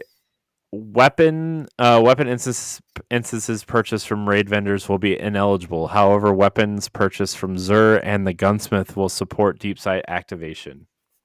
So I can see this. Like, I understand this. Because that, like, if you could do that, then that means that you would play the raid or the boss checkpoint for 3 times or 4 times, and then you'd already have it to craft it. So this gives you the wait until next week again. Yeah. Out of all those points, that's the one that makes sense. Yeah. Sure. Yeah. Well, sure. this is just no. I know what you're saying. I just like this whole thing. Every time I think something is like, yeah, they're making it easier. They're making it a better grinding experience. They're like, by the way, crafting costs will also see a change in Season 21. Legendary shard costs will be removed from all crafting components. Glimmer and enhancement core costs will remain untouched. Enhanced weapon costs are based on weapon masterwork costs and thus will still require legendary shards, as we are not yet modifying the weapon masterwork economy in Season 21. Great. Not yet. Yeah. So thoughts on the deep sight activation crafting economy changes, everybody? Sounds like a yeah, that's what I need. More currency to store. At least you can only store one, guys, so it doesn't get too crazy out there, Yeah. Quality of life. We're going to quality of life updates because I need some positivity in my life, I guess. Coming in Season 21, we have a number of quality of life updates we are excited to share with you. First up, let's take a look at raid triumphs. Over the last year, the raid and dungeon team has added triumphs to new raids and dungeons: Duality, Spire of the Watcher, and Root of Nightmares, which gives a boosted chance of receiving an exotic weapon drop for that raid or dungeon once completed. In Season 21, we're adding boosted triumphs to legacy content with randomly dropped exotic weapons to bring them up to our standard for raids and dungeons. Yes, everybody can get that Vex Mythoclast, your Touch of Malice, your I don't know what Eyes of Tomorrow, thousand voices, I guess. So yeah, great, good change. We added them to existing triumphs and are retroactive. So if you already have done the requisite triumphs, you immediately start getting a boost. Great, love the change. So depending on your triumph, there's tables here in the TWAB. I'll let you guys go over these tables, but basically, your rate boost will be added depending on which triumph you have. I think the harder the triumph, the more rate, the more boost you get. So, like, just for example, for 1,000 voices in Last Witch, Petra's Run gives you +3, right? And the new meta gives you +2, and then some of the easier triumphs gives you +1.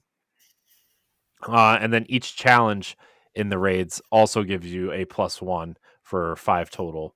So that's awesome. These are good changes, I think. Mm-hmm. Yep. I like these. Yeah. I'm not going to go through all the triumphs and everything. You guys can kind of check those out, but very, very good change for raids. I know a lot of people are still trying to get people have done like 50 and 60 runs of Vault and still haven't gotten Vex Mythoclast. So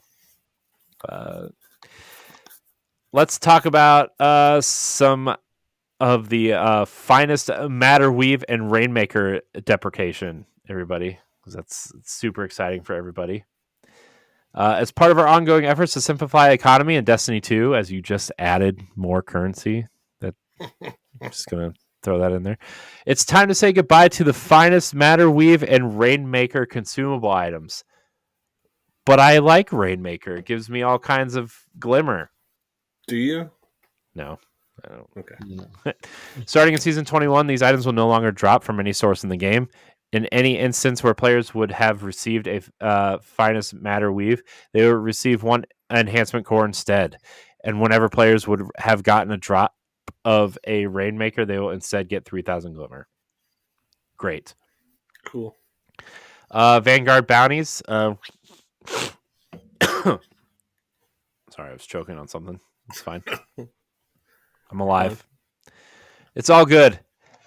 We haven't made wide-ranging updates to Vanguard bounties in a while, so we're taking a pass at them to make them friendlier. Your daily bounties, existing daily bounties requiring you to get a specific type of kill, grenade, headshot, or any special or heavy weapons, now require twice as many kills to complete, but can be done anywhere in the game with increased progress in Vanguard Ops or Nightfalls. If you only plan on doing these in Vanguard activities, you should see no change in behavior. Great. I like that. Mhm. We have also added a number of new bounties, killing elites, mini bosses, and champions, killing with elemental abilities with bonuses for kill on subclass verb, and complete 2 Vanguard activities. Regarding repeatable bounties, all enemy type kill bounties have significantly increased requirements, but can be advanced by killing any combatant in a Vanguard activity with significantly increased progress for killing the correct type of combatant. We also added 1 new repeatable bounty, 1 for getting fire team kills in a Vanguard activity. Cool. These are cool changes. Sometimes I want to do the Vanguard bounties, but I don't feel like running the Vanguard Ops playlist. Right. So that's cool. The Good Boy Protocol. Archie is returning in Season 21. Now that we have found him a permanent home in the tower, we are reintroducing the Good Boy Protocol stat tracker and moving it to the account career category. Your previous progress from Season 19 will also carry over. Cool. Glad to see Archie is back. Important Season Pass info starting with Season 21. As our team continues to invest in crafting compelling seasonal experiences for the year of Lightfall, there's a heads up we wanted to give regarding a small increase in the standalone season pass price beginning with Season of the Deep. Here's what you can expect. The season pass is increasing from 1,000 silver to 1,200 silver. Season pass plus 10 ranked bundle is moving from 2,000 silver to 2,200 silver. So basically $10 to $12. I thought we were under quality of life changes here, guys. What is this? Spending more money It is never not said quality of life. Good quality of life. I mean, it's just quality of life. You're right. I guess it's. Oh my gosh, man!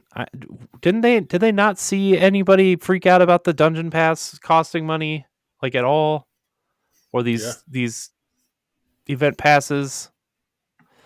Again, we live in a society. Again, do we? I mean, essentially, for us three, it doesn't matter, right? Because we usually get the I guess included. Yeah, I guess that's true. Like if you buy the $100 version, although that I almost see the next of the final shape moving up $20, the collector's or the digital edition or whatever. Mm-hmm. Well, to get like just a standard game, like not deluxe, not anything, it's just straight up $70 now. It used to be 60. Yeah. Yep. Back in the day. Back in my day. Back in Ronnie's day. Back in my day. To be fair, I paid $95 for Tony Hawk's Pro Skater at Walmart for Nintendo 64. So I remember when games cost a lot of money on cartridges, but that's more of a Nintendo thing than a overall game thing. But yeah. I digress. There will be new pricing for season passes in Lightfall's year for those looking to maximize their rewards for each new season, and we'll be evaluating new approaches for post-launch content in the year of the final shape. Pricing will remain unchanged for Lightfall Standard Edition, which includes access to the current live season at the time of purchase, and Lightfall Plus Annual Pass Edition, which includes access to seasons 20 through 23. So unchanged there if you buy it all at once. Yeah. Mm-hmm. So with this price change, does that mean that the season pass is going to be better No. with content-wise that we get? I don't think so. Probably not. They're also, yeah, I don't know. This is, I mean, it just like, I mean, $2 isn't exactly a lot of money, right? But like, it still kind of sucks whenever you see an increase. I don't know. Yeah. I get it though, but also like, they have Sony money now. Right. I don't understand how game development works and how much it costs. I know games cost a lot of money to make, and I know it probably keeps a lot of I know they're hiring up for other things, and I know they need to make money to pay for these new projects and everything. I just kind of feel bad for the person that just wants to jump into the season, or like, hey, I want to play the last season. Oh, I got to pay more money now. I don't know. Mm-hmm. But again, I guess who's complaining over $2? If you're complaining over $2, maybe you should find a new hobby because this one's expensive. Okay. Yeah. So I guess I see it both ways. Trials rewards are flawless and weapon changes on the way. So I don't know if you see the ship looks cool. The Sparrow is interesting. The Ghost is cool.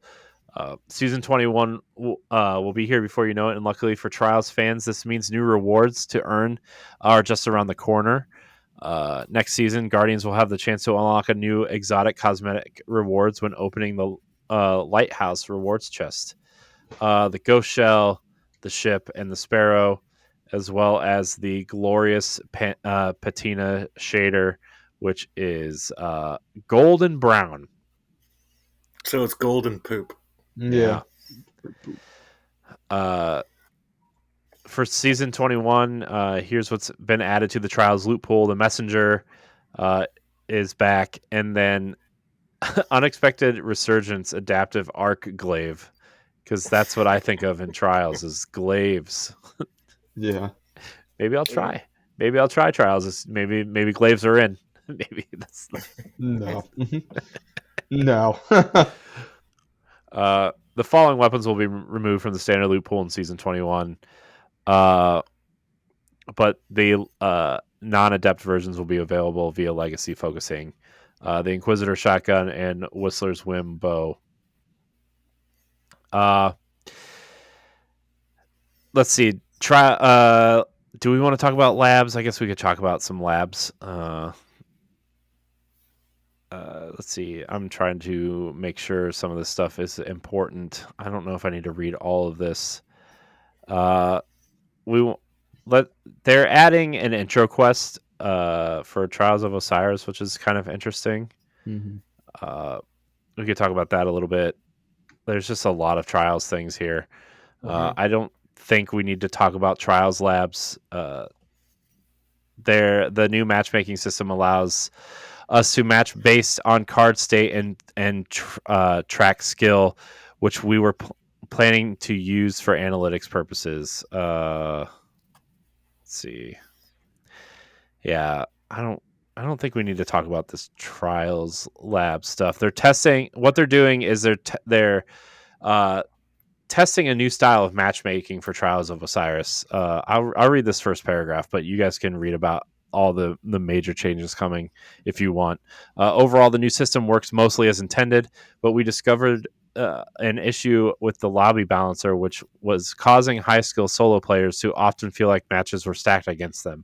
For some background, since we moved to using ticket-based matchmaking years ago, we have not been tracking skill in Trials and have not been utilizing any sort of skill-based lobby balancing either.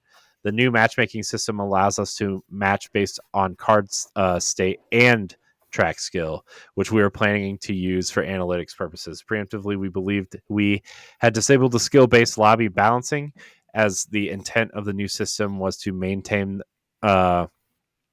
the randomized nature of the lobbies present in previous iterations of trials. Unfortunately, this turns out to be not the case. Turns out to not be the case, and the previous latent lobby balancer came back online as soon as player skill values started to solidify over the weekend. So they identified the issue and they're kind of fixing it. You guys can go read the rest of that. They're adding a new Trials of Osiris intro quest. So you guys can read about that intro quest as well. I think that's more for newer players than for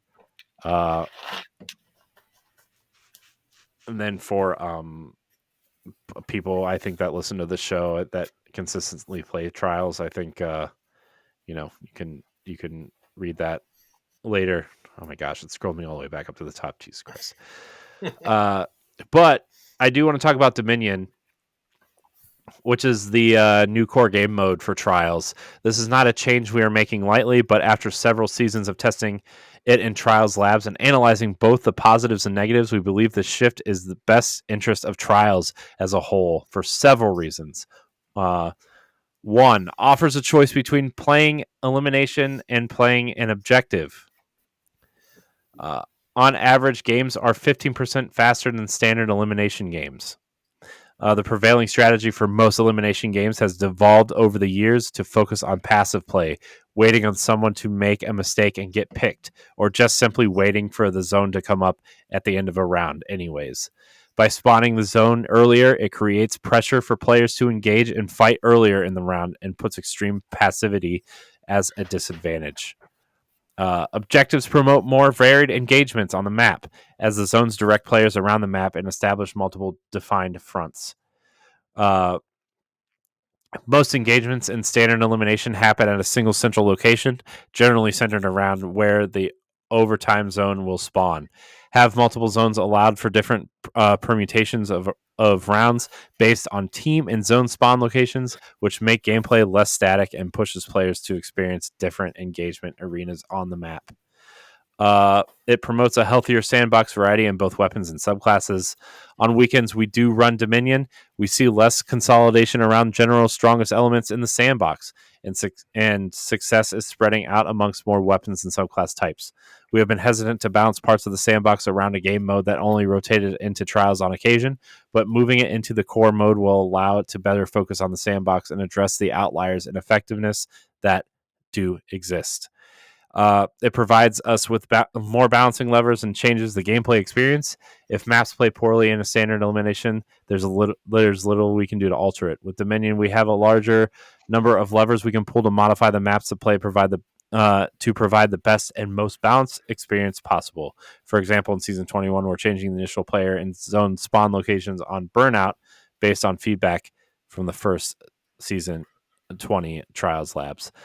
Teams will no longer spawn at Hall inside and East Yard outside. Both teams spawn between Tumbler and Yard on the east side and west sides, and the zones will run down the center of the middle yard, center, and altar. Having multiple zones means we can change the maps more quickly to address concerns of the flowing or about flow or balance, allowing us to better manage asymmetrical maps.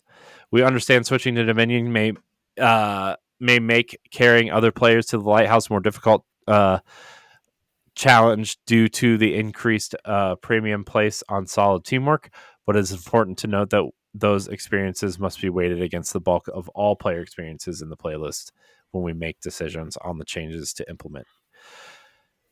Is this going to make people mad? Is Dominion an interesting mode for Trials? I mean, I don't.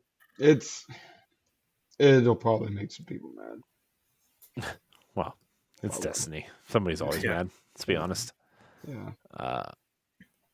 I think for I like like the option. Yeah. But I'm not like a hardcore PvP either. But yeah, I was gonna say from somebody who doesn't play a lot of PvP, this sounds more interesting for me because I think it kind of balances the, where like changing the spawn points, bringing things up faster. I think that sounds more interesting. And as somebody who plays super aggressively a lot of the time, because I don't care to learn how to play PvP, but B, also that's just how I like to play. Like it sounds interesting. Yep. So I guess that's something you'd have to ask the dealer about. So Yeah. Also, there's changes coming to Gilded Flawless. I'll let you guys read that because there's some changes in there that I'm going to be honest, don't care. That's a short section. I don't care. You got any of those emblems? New emblems for trials. Looks cool. I like the color scheme. It's interesting. But that's it, guys. That's the TWAB. Also new Twitch Prime stuff. It's okay, I guess. That's it. We're done. We're done with the TWAB, everybody. Yay. Yay, we did it. Only an hour and 47 minutes in. We did it. I don't know. I think season 21 seems interesting. I think there's a lot going on. I think they're trying to do a lot. I think they expect a majority of their players to be playing other games at this point, and I think maybe they're trying to retain some interest in the game while people go play stuff like Diablo or Zelda, or I guess Star Wars is out now, right? Like, I feel like this is a point where people start taking breaks from Destiny, and they're going to need people to keep playing if they want to get some data on these new modes and stuff. So yeah. Yep. All right, let's answer some questions and then we'll get out of here. Our first question comes from Zao Ambrosia. He asks, what is a highly underrated movie in your opinion? And what is highly overrated one? Oh, gosh. Well, hot take segment. Oh, no. Yeah, hot takes.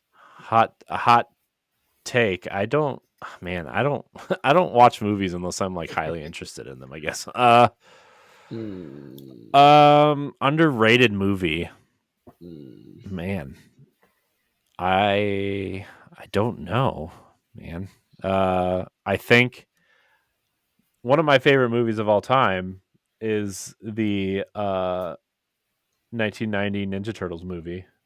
I think that's underrated because I think a lot of people like the second one better. Mm-hmm. But the first one is the best. Also, third Indiana Jones movie is better than Raiders of the Lost Ark. So throw that out there too. Yeah. Hot take. Yeesh. Hot takes. That's a hot take. Hot takes. Last Crusade. Underrated movie, by the way. I'm going to say it. And Josh is never going to come back, so I need somebody to volunteer to come back next week too. Speaking of Indiana Jones, Kingdom of the Crystal Skull. Not the worst Indiana Jones movie. That's my hot take. Wow. Yeah. Temple of Doom. Worst Indiana Jones movie. Wow. Those are some hot takes. Those are sizzling takes. Yeah. I'm gonna break some hearts here for an over. I'll do. What's an underrated movie that I've seen? I don't know. I haven't watched a lot of movies lately because they're all kind of poop. An underrated movie. I don't know, man. Probably like I don't know. I would say Solo, but Solo was pretty bad. Solo is great. Oh man, Solo was fun. No. Overrated movie. Hot take. Happy Gilmore. Continuing on. Why do you hate us? I don't hate. I just don't. Look, I'm gonna here. I have my chance to defend myself right now. Adam Sandler plays the same character. Fox, nice having you. He plays the same character in every movie. I said what I said. Period. Okay, so I can give my opinion because it won't be as bad as Fox's. Yeah. Underrated, I think Princess Bride. Overrated is Napoleon Dynamite.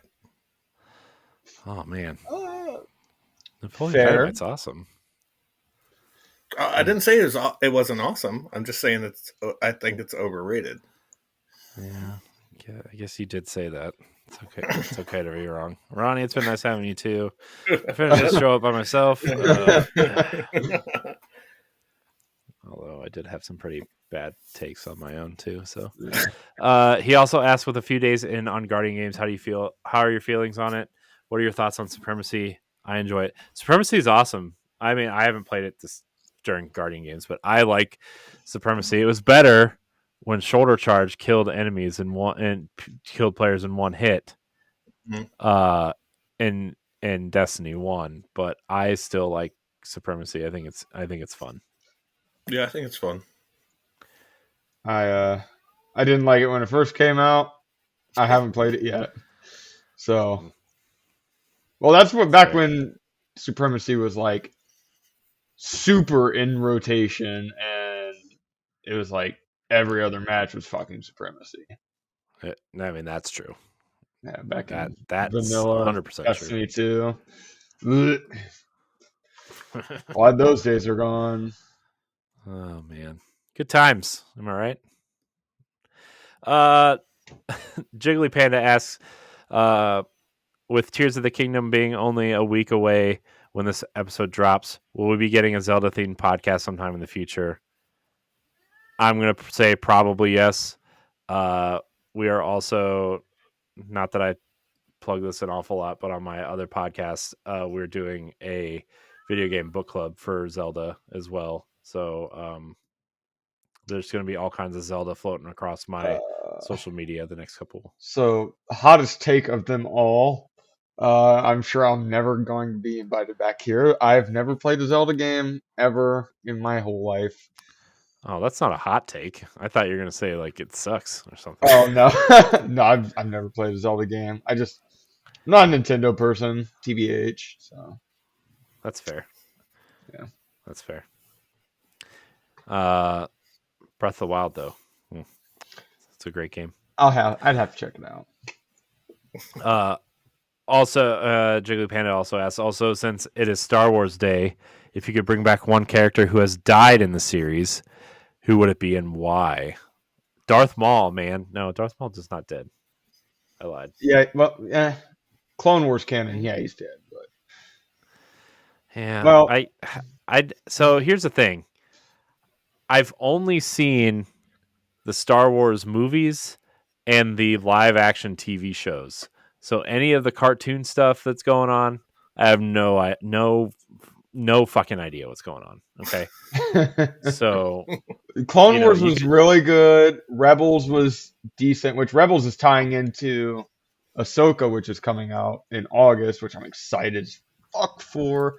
And then Bad Batch. I mean, it's alright. It's not Clone Wars, but it's not bad. Yeah. Definitely not that little stupid like Jedi Juniors or whatever the hell it's called on fucking Disney Plus now. Oh man, the young Jedi Adventures. Yeah, man, whatever the fuck that is. My tiny children enjoy that show quite a bit. I'm sure. I have not watched it, and I don't intend to. Well, it's intended for like 2 to 5 year olds, so Well, it happens. But to answer the question, I'd say from a plot point, Galen Urso, but from a cool POV, fucking Phasma, because Phasma's cool. Yeah. And that's on God. For real, no cap. I think from a Star Wars standpoint, like not that you need to bring this character back from the dead, but I think you could do some sort of in between 6 and 7. I want to see old Han Solo and Chewbacca adventures. Like I want to see like 3 seasons of old Harrison Ford and That's Chewbacca fair. going on some smuggling adventures, That's fair. Man.